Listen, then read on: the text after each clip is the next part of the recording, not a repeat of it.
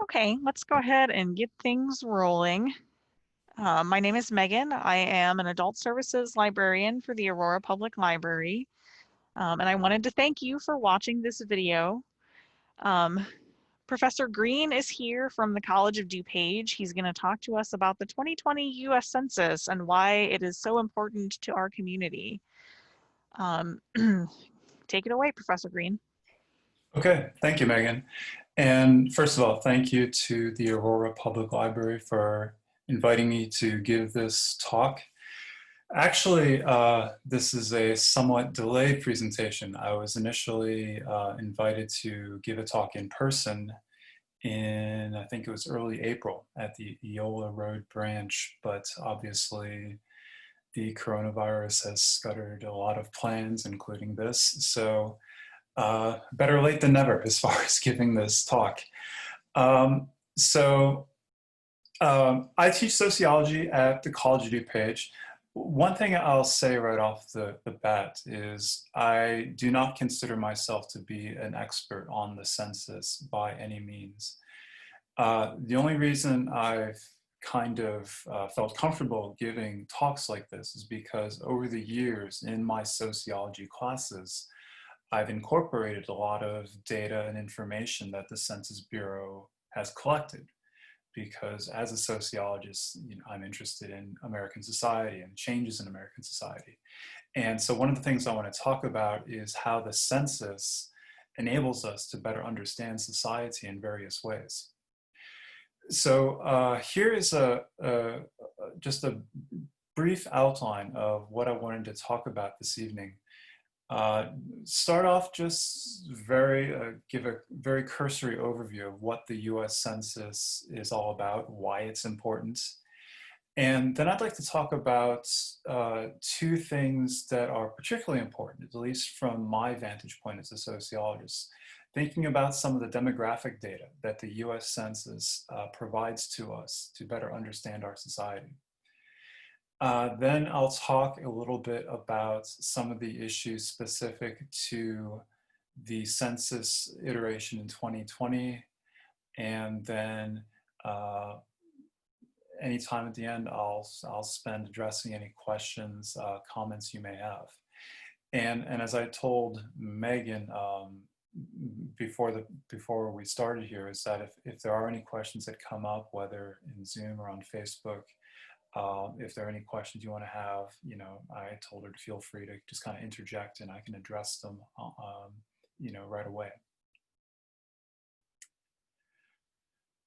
Okay, I don't want to talk too much about, I could give a whole talk about what the US Census is all about, but I assume if you're watching this, you have a fairly decent understanding of what the US Census is. It's done every 10 years, and its primary objective is to tabulate or count the US population. So we know how the population is changing over time in various ways. And one thing that the Census Bureau has done is they put together a lot of good information on their site to answer any questions people might have about the census.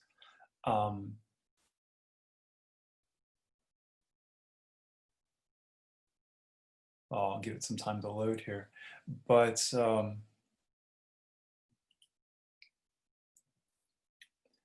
one thing I'll talk about while that's loading, and I'll just check it in a moment, is it's kind of answering the big part of this presentation. I mean, why should we as Americans, why should we as citizens, or even if we're not citizens, why should we care about the census? Why is it important? Why is it something that we should take our time to complete, even though it doesn't take that much time? But the two big things to consider here are the financial ramifications of it and the political ramifications. A big reason, and one of the reasons why so many jurisdictions have been kind of pushing for people to complete the census, is that the population counts that come from the US Census, this is the foundation for how state and federal funds are dispersed, throughout the country. So what's going to happen is that for the next, I assume, 10 years, federal funds are going to be dispersed to states and cities based on the census population as of April 1st, 2020. So when you complete the census, the idea is that this is your status as of April 1st. And as you might expect, we're not talking about pocket change here. We're talking about an estimated $675 trillion. So that's 675 nine zeros after it. So a lot of money is at stake. And once again, this is really kind of the impetus for why so many jurisdictions, why so many entities, say like the Aurora Public Library, have kind of made a focus on completing the census, whether it's the library, the city of Aurora.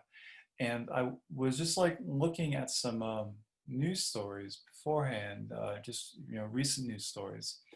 This is one from the Aurora Beacon News yesterday. Officials in Kane County say census cooperation means so much to so many. And so you had a lot of, you had the mayor of Aurora. Also, I think there are officials from Geneva and Elgin there too. But the committee that's been set up, the Aurora's Complete Count Committee, actually the president of the college of DuPage, Brian Caputo, is on there. And I like this quote from him because I really think it really succinctly encapsulates why completing the census is so important. Let me try to zoom in a little bit here. This is a very just kind of easy way to understand why the census is important in terms of the financial consequences. He said that every 1% of Aurora's population not counted would mean a total of $3.5 million less in state funding for the next 10 years. That's just state funding. That doesn't even count federal funding.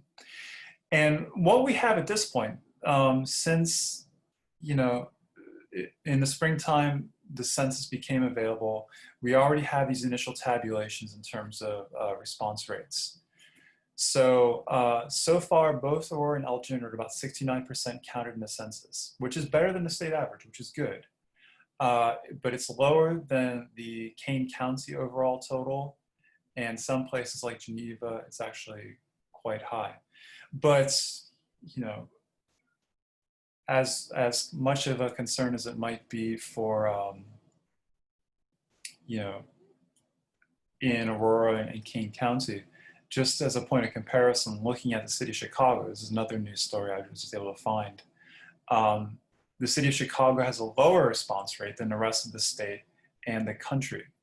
And where are the numbers here? According to the US Census Bureau, the city of Chicago's census response rate is 54.9%, 7% less than the national average. And so I remember seeing on the news Mayor Lightfoot at a press conference. She was kind of reiterating the importance of completing the census. And that's the thing. I mean, every kind of percentage point or even tenth of a percentage point undercount leads to less money coming in to a particular geographic area. The other big thing about the census in terms of its importance, aside from the kind of fiscal importance, is the political importance. The apportionment of seats in Congress, I mean, specifically in the House of Representatives, that is reallocated every 10 years based upon the counts in the census. So the seats were reapportioned back in 2010 after the 2010 census. And sometime, I think next year, the seats will be kind of reapportioned based upon the results of this census. So the Senate, to recall, is 2 senators per state, but the House of Representatives is based on the size of the population of a given state. So the larger a state's population is, the more seats in the House it has. But what's going to happen is, because we have population changes over time, the way these seats are apportioned, they change every 10 years or so. And even though the census hasn't been done, I mean, we already know what some of these population trends look like. And some of the predictions in terms of what's going to happen in the House of Representatives is we already have a pretty good idea of which states are going to gain seats and which states are going to lose seats. So, you think about population shifts in the United States. Over time, we've had more and more people moving to what's called the Sun Belt, so places in the South and in the West. So states like Arizona, Colorado probably are going to gain at least 1 seat in the House. Florida is projected to gain 2 seats because their population, has gone up so quickly. Texas, an even faster growing state, they're projected to gain 3 seats in the House. But, if you wonder, okay, where all these people moving to the Sun Belt, where are they coming from? They're coming from places, what are called the Rust Belts, states in the Midwest and the East. So we're projected to lose a seat, probably Michigan, Ohio, probably Pennsylvania too. So those are the 2 big examples of the importance of the census. The economic consequences in terms of the money that goes to particular geographic areas based on the census count, and also political representation based on the population count from the census. Now let's go back to that page again because it finally loaded. So the Census Bureau, they've got all kinds of helpful information for you. The census has been available to complete since March. As far as I know, you can continue to respond online until the end of July. And after that, there'll be the next step of kind of trying to get responses, which I'll talk about later in the presentation. But you could look at information here on the census site if you, are really curious in terms of the importance of the data, the impact it has specifically on your community. And there are all kinds of things in terms of public funding that is going to be tied to the population estimates that the census provides to us.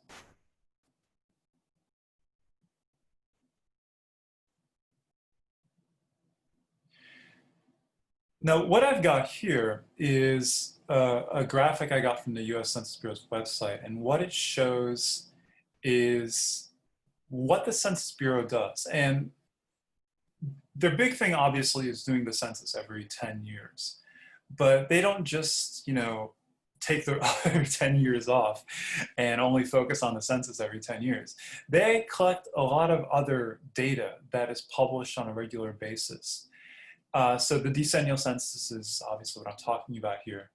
But there's other sources of data that the Census Bureau collects that is of use to researchers, it's of use to academics, it's of use to government officials and things like that.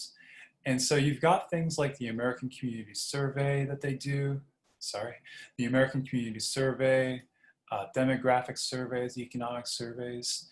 And one thing I wanted to show everybody here is one site I found that provides a really quick and easy way to access local Census Bureau data, whether it's based on the decennial census or it's based on these surveys that they do in the interim.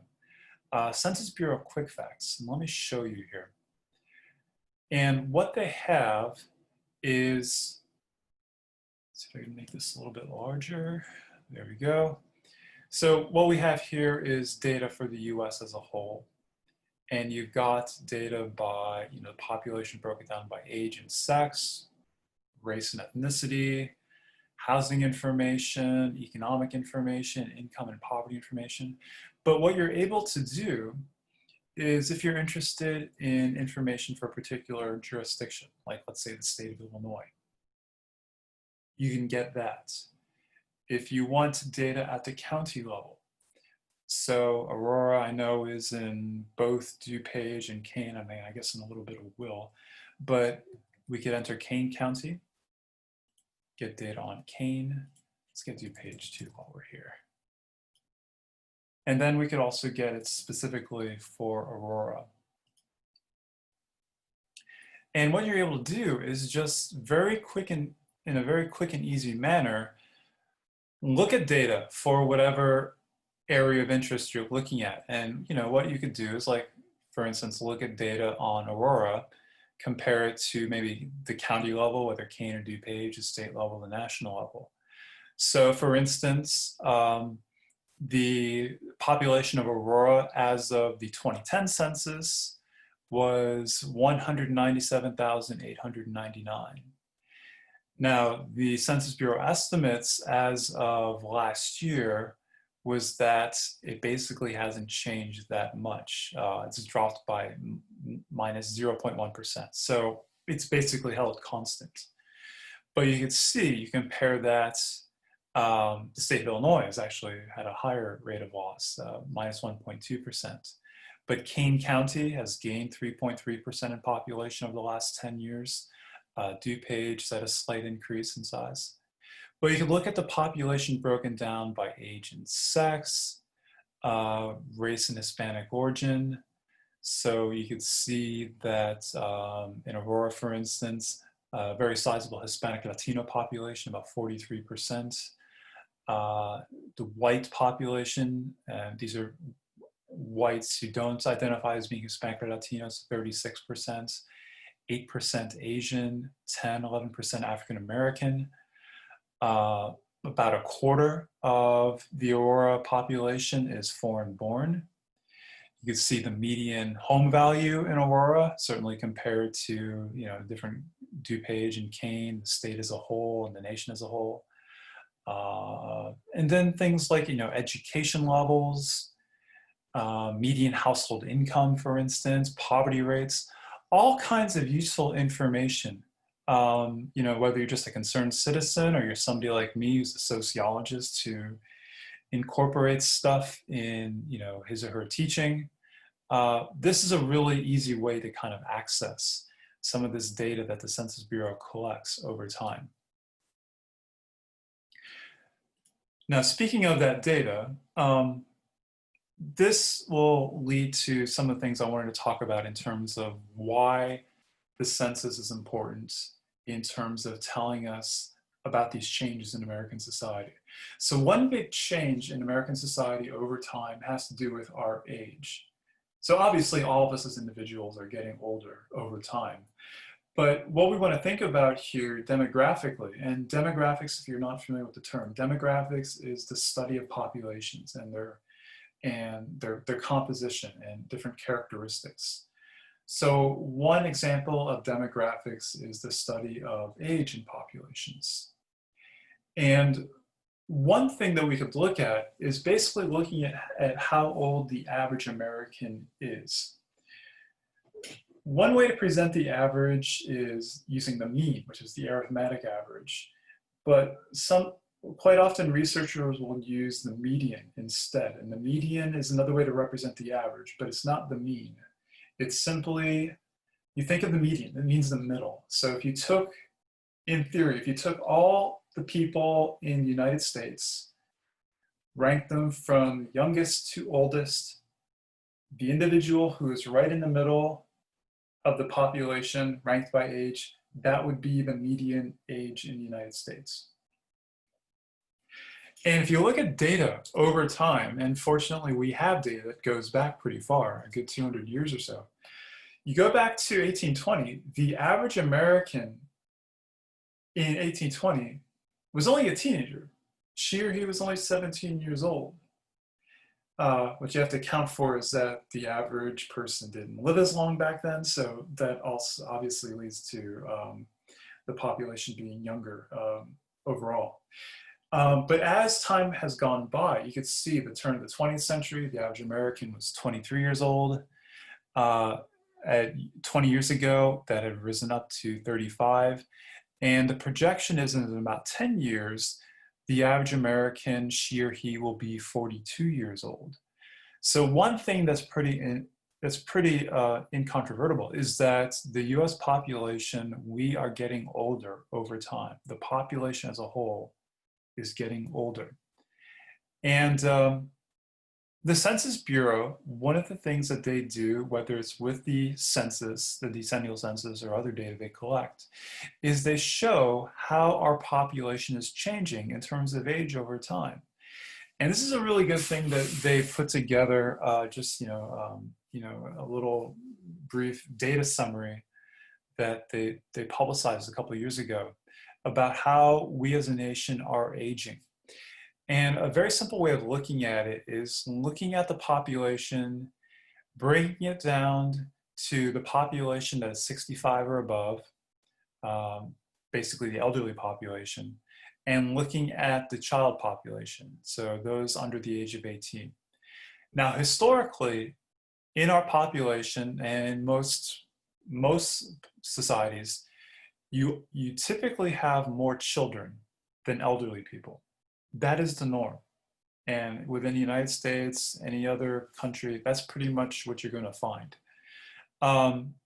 As of a couple of years ago, this is still the case. So about 23% of the US population in 2016 was kids, about 15% was elderly.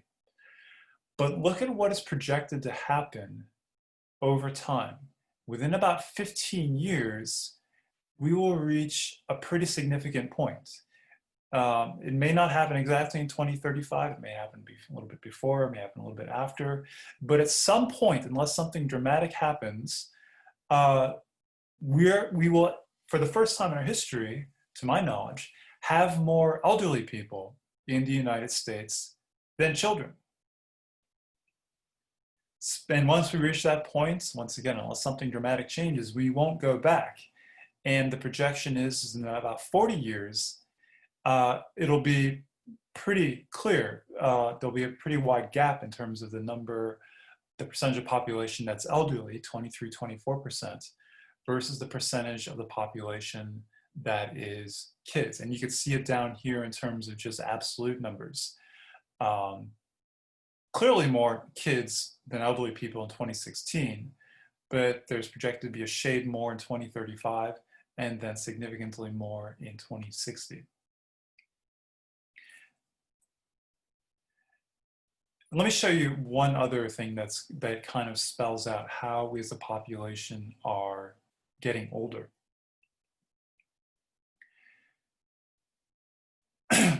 What I have here, and this is something I borrowed from a textbook that I used before for a social problems class that I was teaching. This is what's called an age-sex pyramid. And what it represents is a graphic presentation of what a population looks like when you break it down by sex and age. And so you could see the vertical axis here shows different age ranges. And then the horizontal axis, it shows these different percentages. And what these percentages represent is the percentage of a total population is. So you might be wondering why I'm showing you this for Sudan circa 2020. Nothing about Sudan in particular that's noteworthy. The only reason I'm showing you this is because it's called an age-sex pyramid, because the idea is that in a quote-unquote normal society, in a normal population, when you graph the age-sex distribution of the population, it has this pyramidal shape, where the biggest chunk of the population is going to be the youngest portion of the population, and the smallest will be the older population, or the elderly population. And so you can see here in Sudan, there are more newborn to 4-year-olds in Sudan than there are of any other group. And the pyramid gets narrower and narrower for different age groups. And so you get to the elderly. And so you get to 80, 84, 85 to 89. It's very narrow, but you can see actually there's significantly more women than men alive at those ages, which is also a normal thing. So this is what a quote unquote normal population looks like.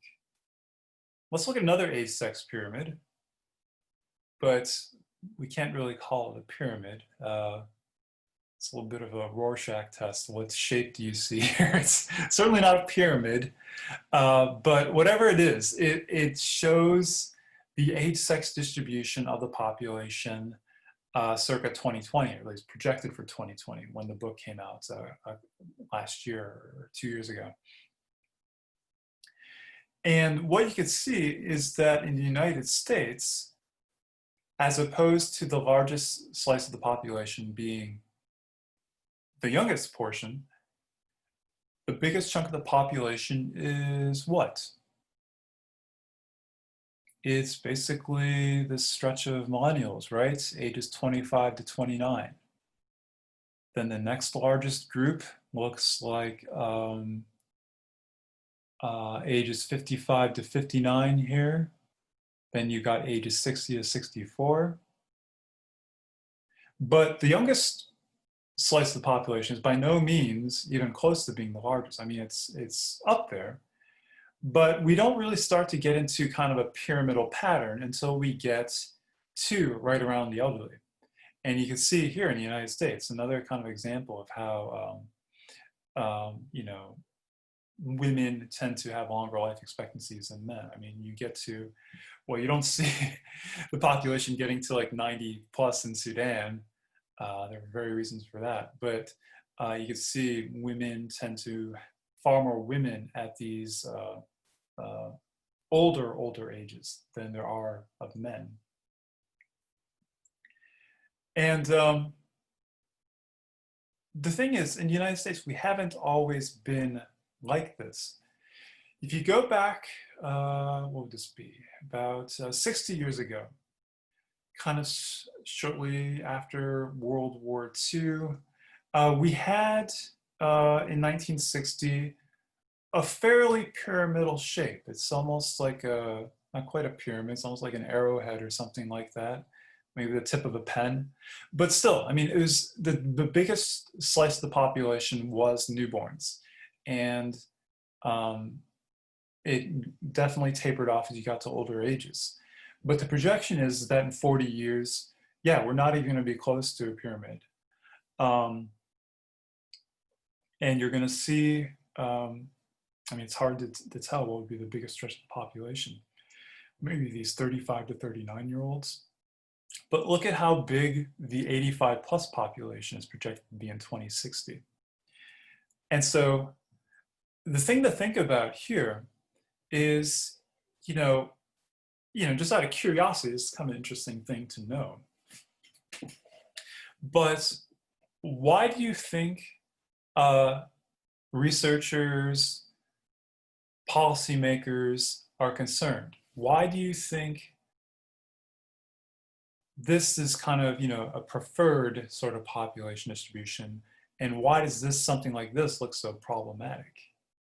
And I'll give you a hint in just a second. Let me show you one more batch of data that shows what's going on not simply in the US, but in other countries. Because we're not the only ones we're not the only population that's growing older over time. And actually, other countries, they are growing older faster than we are. So here's data on the median age in various countries from 10 years ago and projected for 30 years from now. So the average American in 2010 was 37. It's projected that in 2050, she or he will be 41. So a modest increase in average age. But look at some of these countries. You look at some of these countries in the Western Hemisphere. Mexico, 10 years ago, far younger. The average Mexican was far younger than the average American was 10 years ago. But the projection is that she or he will actually be older than the average American in 30 years. Same with Brazil. The average Brazilian, significantly younger than the average American, but she or he is projected to be older than the average American by mid-century. But other countries, definitely even more extreme. China, another country, the average Chinese is maybe younger than we are now, but she or he will be older than we are by mid-century. And these other countries, you definitely see this in places like Japan, South Korea, a lot of European countries, Germany, I know Italy's like this, where they are growing older fairly rapidly. And so you can see the projection is that by mid-century, the average Japanese or South Korean person is going to be in her or his early 50s. Now, once again, I was asking you, why should academics, why should researchers, why should policymakers care about this?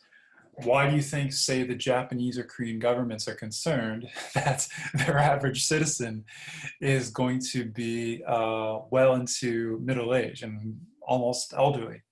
One of the reasons why is thinking about, in America, Social Security, but in other countries, other basically pension programs.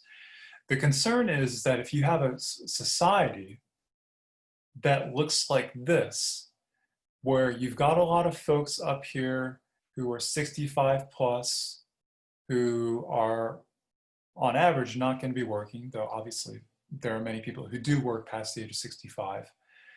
The way Social Security works, a lot of Americans don't realize this, is Social Security is what's called a pay-as-you-go system. And what that means is that people who are drawing Social Security benefits today, those benefits are paid for from those of us who are working and who pay into Social Security. So it's not like we pay into Social Security over our lifetime and we have an account waiting for us in Washington for when we retire that we draw from. People who are retired, who are drawing on Social Security, they rely on the population that's working today. Now, when you got a situation like 1960, when you don't have that many folks who are, I mean, relatively speaking, you don't have that many elderly people who are retired and drawing on Social Security, but you've got a pretty sizable working age population, that's ideal. But what happens when you have a sizable elderly population that's going to be drawing on these benefits, and you maybe don't have a commensurate working age population that can financially support them? That's the concern in the United States and other countries as populations have grown older over time, among other things. But that's a chief concern in terms of the financial consequences of societies getting older. So when the 2020 census data comes out, we should have further insight as far as what our population looks like. I mean, it shouldn't be any surprise, but we will get some more definitive word on that. Another big aspect of the data that the Census Bureau collects in terms of its demographic importance for sociologists and other scholars and policymakers is looking at the data that the Bureau collects on respondents' race or ethnicity. Now, what I've got here is one thing that's really interesting academically in terms of how the Census Bureau identifies people by race or ethnicity is how it's changed over time. Because obviously, as a country, our population has changed over the years in terms of, we're a nation of immigrants, but where those immigrants have come from has changed over time. And correspondingly, how the government has identified us by race has also changed over time. I found this is from the Pew Research Center. They put together this really neat interactive that shows how the US Census Bureau racial categories have changed over the years. So right here, this is for 2020. These are the different racial or ethnic groups people can identify by on the 2020 census form.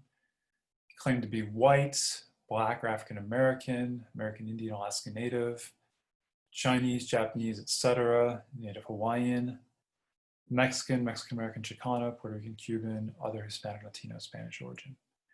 So obviously different from what we had in 1790 when the country was still in its infancy and we had our first official census. We basically only had free whites, other free people, and slaves. So not much to choose from. But what we can do here, what's really neat, is you can look at different points in our history and see how these racial ethnic categories changed over time. So let's look at 1890. It's pretty neat. They've actually got a copy of the 1890 census form here too. So what did the population, how did the government or the Census Bureau categorize us in 1890 based upon our race or ethnicity? So for people who took the census, who completed a census in 1890, this is how they get identified by race. White, that hasn't changed over the years. Blacks, that hasn't changed. But look at these categories: mulatto, quadroon, octoroon. You sure as heck aren't going to see those on the 2020 census form. And for most people, they probably have never even heard of these terms before. But mulatto, quadroon, and octoroon, these are basically racial categories that the government's established to identify people of mixed race. So somebody who is mulatto officially was somebody who is black in at least one other race. So they could be black and white, black and Native American, perhaps. They were of some mixed racial background. Quadroon, this was used as basically a subtype of mulatto, somebody with 1/4 black blood. And the thing to bear in mind is that at this point in our history, race was often defined by what was called the one drop rule. And what that meant is that figuratively, what race you had to identify with, and officially what race you had to identify with, was based upon your ancestry and not necessarily based upon your skin color. So if somebody was, very fair, pasty white, but if it was found that that individual had, say, a black grandparent, they couldn't identify as white legally. They would have to identify as quadroon. If that same person, if they had a black great-grandparent or some ancestor that they knew was black or a descendant of a slave or something like that, they would have to claim to be octoroon. So irrespective of their skin color, if they had at least one drop of black blood, hence the name one drop rule, they had to identify as something besides being white. Indian, Chinese, Japanese. So, at this point we started having these immigrants. You think about the railroads being built out west, things like that. A lot of Chinese laborers for that. Let's look at like one more iteration. Let's look at for, how about, 1960. So 60 years ago. So 60 years ago, historically not that long ago, but look at how different the census form looked. Whites, that hasn't changed. But look at this. In 1960, the US government, they did not identify people as being black or African American. They would be identified as Negroes. Which, it's kind of mind-boggling in the present day to think of that as being kind of the name of a racial category. But that's what the Census Bureau used. Because that was simply the norm of the time. So blacks basically disappeared from the census form. They were replaced by Negroes, and then blacks eventually kind of reappeared. Then you had things are starting to look more familiar. But one thing that's noteworthy is in 1960, you still did not have any Hispanic, Latino ethnic groups. You had no Mexican, Mexican-American, Chicano, Puerto Rican, Cuban. Now, does that mean we did not have any Mexican, Mexican-Americans, Puerto Ricans, or Cubans in America in 1960? No, of course we did. Nowhere near as many as we do now. But they were not even officially recognized in the census form of 1960. So historically, the census form is a good picture of how, not only how our society has changed, but also how our government has kind of identified us by race or ethnicity. Now, when you complete the census, as I assume many of you have at this point, you get asked two separate questions in terms of being identifying yourself or the head of household in terms of your race or ethnicity. First question is asked, is the person filling out this form completing the form of Hispanic, Latino, or Spanish origin? If you're not, you just say no. But if you are, you say yes, and you specify what your specific ethnicity is. Are you Mexican, Mexican-American descent, Puerto Rican, Cuban, or some other ethnicity or national origin, Salvadoran, Dominican, Colombian, etc. Then you are asked to identify by race. And one thing that's noteworthy that's changed about the census over the last couple iterations is it used to be people could only check one box for their race. Now, for many Americans, that's no big deal. But starting, and I think it was the year 2000 census, the Census Bureau said you could mark one or more boxes and this basically is an acknowledgement of the fact that more and more Americans today claim more than one racial ethnic identity. So you think about somebody like, former President Obama. President Obama, he's somebody, if you know his origin story, his father was a black man from Kenya. His mother was a white woman from Kansas. So he has a black father, a white mother. But, growing up, up until the 2000 census, he could only choose one box. But somebody who is of multiracial, or who identifies as multiracial, can easily say that they're white and black. Or whatever combination it is. You can check as many boxes as you want. Things like that. But the thing is, it's totally subjective. I mean, I can remember President Obama being asked by a reporter at some point back when he was still in office, how does he complete a census form? And, he self-identifies simply as black because, just based on his appearance, the way society treats him and how he identifies. He identifies as an African-American, as a black man. But in theory, he could easily check this box too, because he does have a white mother. But answering these questions, what it does is enables the Census Bureau to collect data on our population. So we have an idea of what our population looks like along racial ethnic lines. And so based on the 2010 results, this is what we came up with, or this is what the researchers or the Census Bureau came up with. So this was our profile, a snapshot of America, April 1st, 2010, so a good 10 years ago. White population, people who basically, they say no here, but they say yes here. That accounted for 64% roughly of the US population.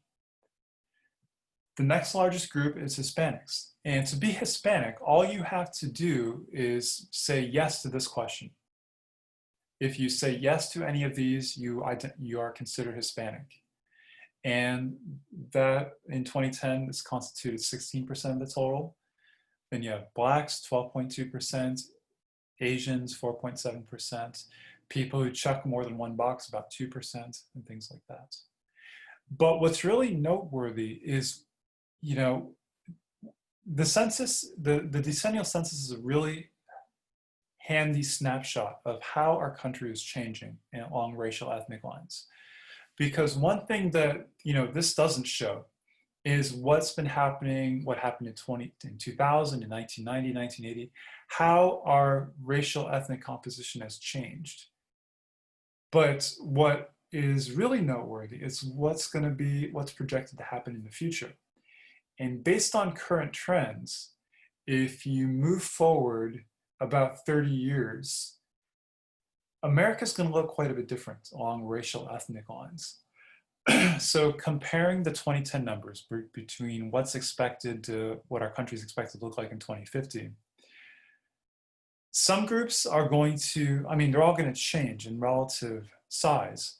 But what's noteworthy is some of these groups, they're going to expect it to grow quite dramatically over the next 30 years or so. So the Asian population is expected to increase by 102%.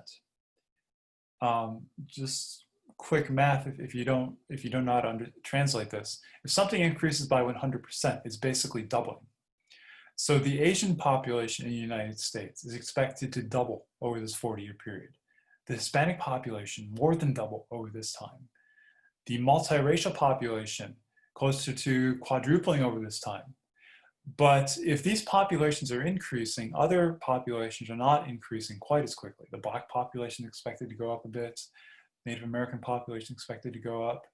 But the one group that's expected to decrease in relative size is the white population.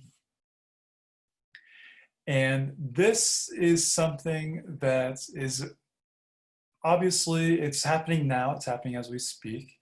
But the 2020 census will give us a good indicator of how far along we are along this trajectory. Because what is projected to happen in about 25 years or so, might not be exactly 2045, but something in that neighborhood, is at some point, the white population will have decreased to where whites, I'm white, where we will constitute less than 50% of the US population. And when that happens, that will be a major turning point in American society, where we will become, according to Census Bureau projections in 2045, we will become what is called a majority-minority society. And what that means is that, let me go back here. When this slice of the pie drops below 50%, when whites are less than 50% of the population, we will no longer be the majority group. You need to have at least 50% of a population to be a majority. When that number drops below 50%, whites will no longer be the majority. So essentially, when this happens in 2045 or so, when whites drop below 50%, when whites drop below 50%, there will be more non-whites in America for the first time since basically the time of the settlers, than there are whites. So more than half of Americans for the first time in our modern history will be of non-white minorities. There will be Hispanics, there will be Asians, there will be African Americans, and so forth. And one thing that's interesting is that if you want to get maybe a glimpse of what America is going to look like in a generation or so, you don't have to go for it. Well, you geographically have to you have to leave the Midwest. But there are some states already that you look at their state populations, they've already reached this point. They're already majority-minority populations where whites constitute less than half the state population. California, Hawaii, New Mexico, Texas, Nevada, all states of the five, excluding Hawaii. I mean, these are all states that have sizable Hispanic populations. But these are states where whites already are less than 50% of the population. There are more non-whites in those states than whites. Illinois is not there yet. The projection is that we'll probably become majority minority right around the time the US as a whole does. So in about 20, 25 years or so.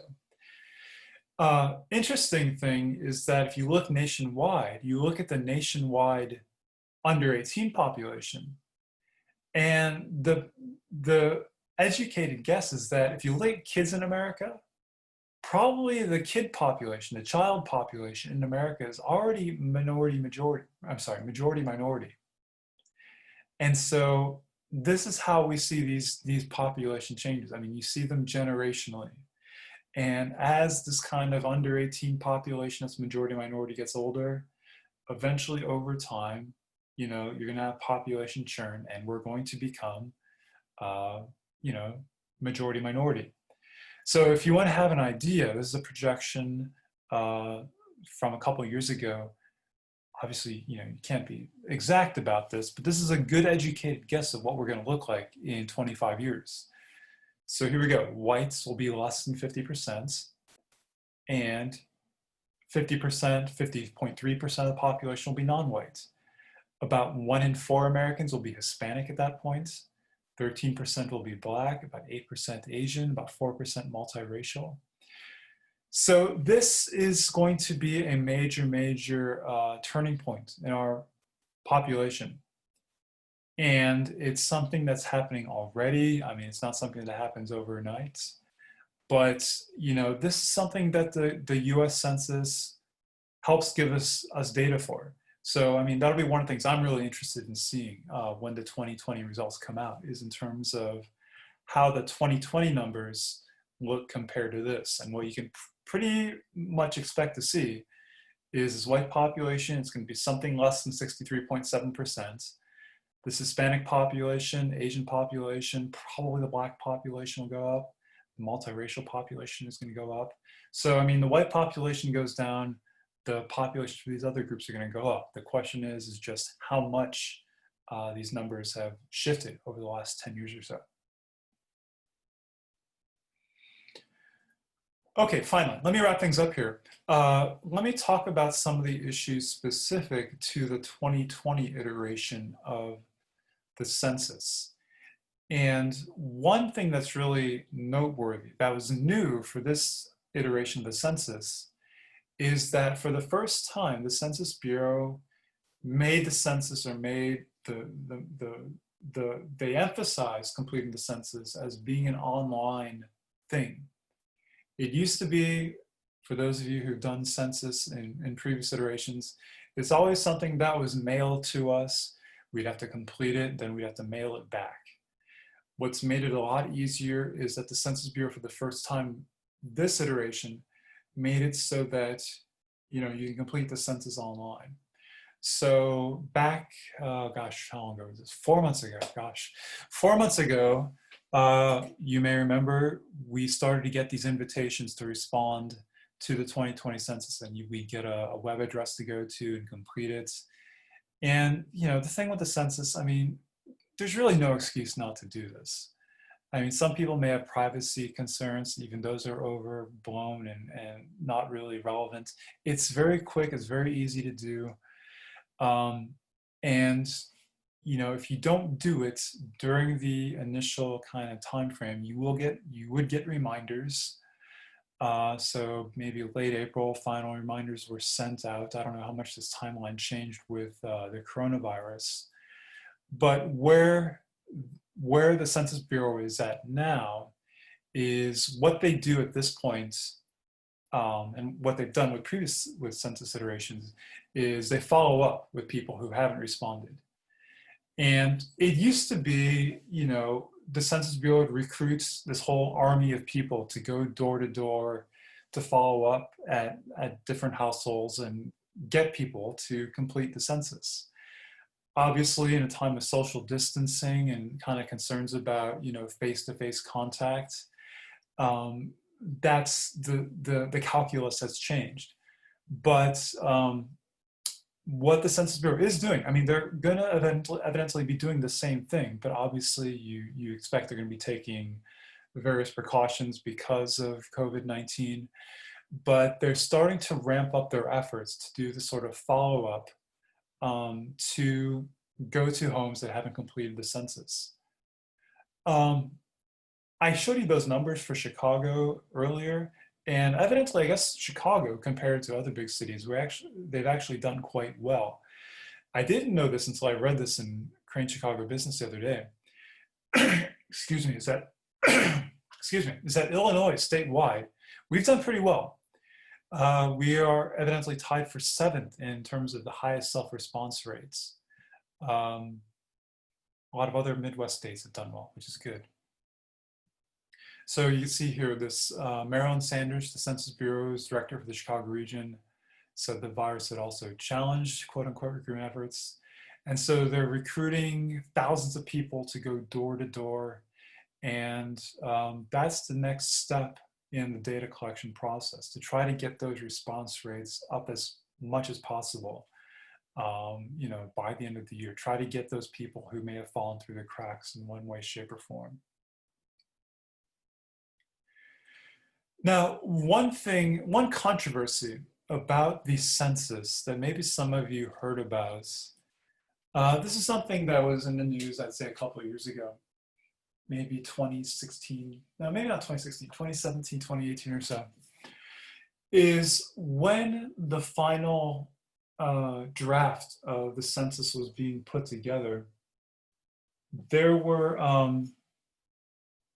concerns about, there's an idea of maybe putting together a question, asking people about their citizenship status.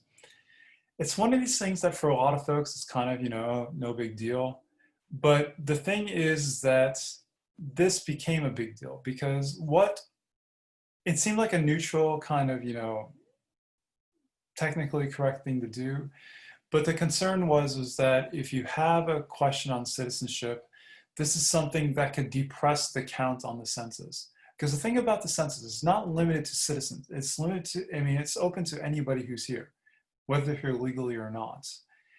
And there were kind of concerns that this was, very much a political thing that was being done by the current administration to kind of depress population counts in places that had a lot of maybe sizable immigrant communities.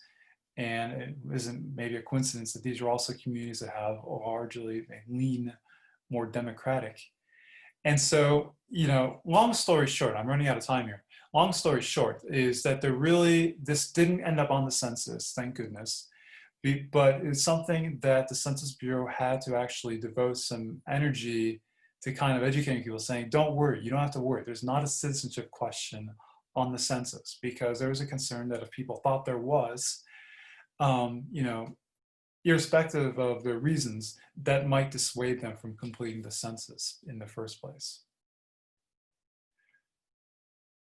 Okay, that's all I have for you. So if there are any questions or comments, I could address them at this point.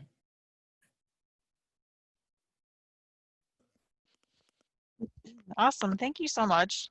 I see a few reactions, but no actual questions on Facebook.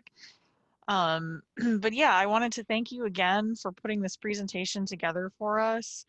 I think it's a lot of good information, and to thank you especially for being flexible in this time of COVID-19, when not just the library, but the Census Bureau has had to change what they're doing and how they're working. So I do appreciate you coming back to do this presentation. Oh, sure, no problem.